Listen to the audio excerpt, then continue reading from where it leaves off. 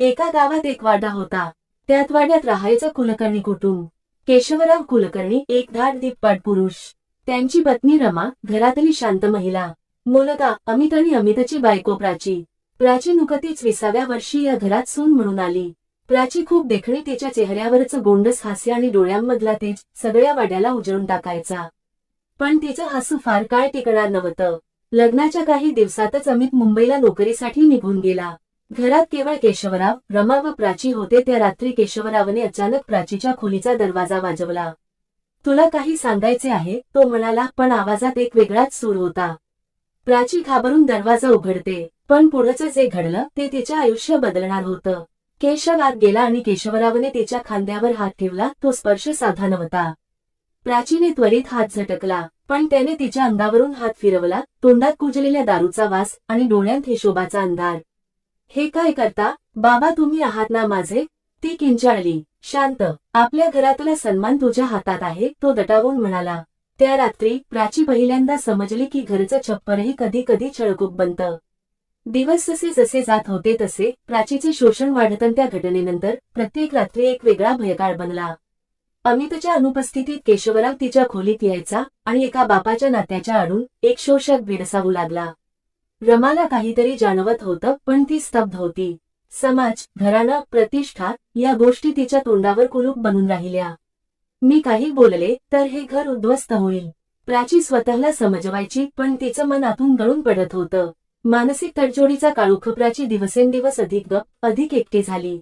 तिला रात्री झोप यायची नाही. तिचं शरीर जरी घरात असलं तरी आत्मा हरवलेला वाटायचा. एक दिवस अमित घरी परत आला.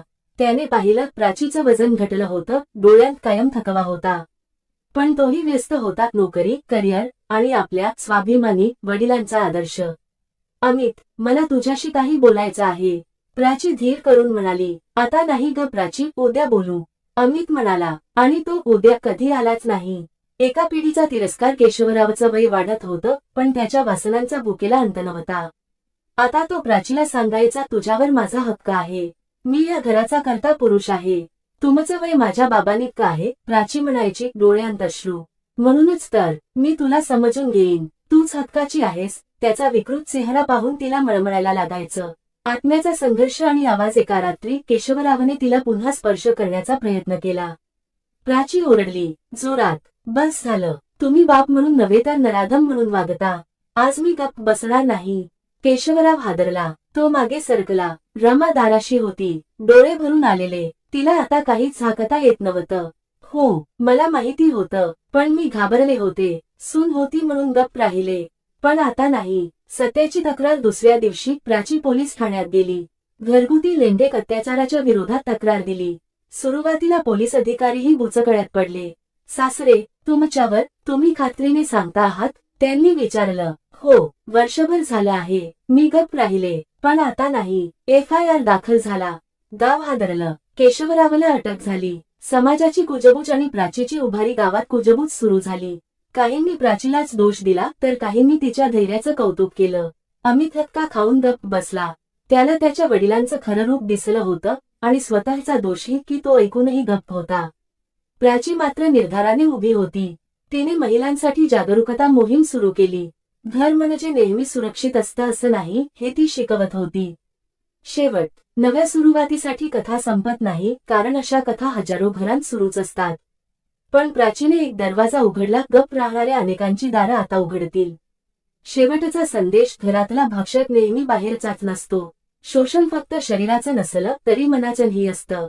आणि एखादी प्राची जेव्हा उभी राहते तेव्हा अनेक स्त्रियांच्या आयुष्यात प्रकाश येतो.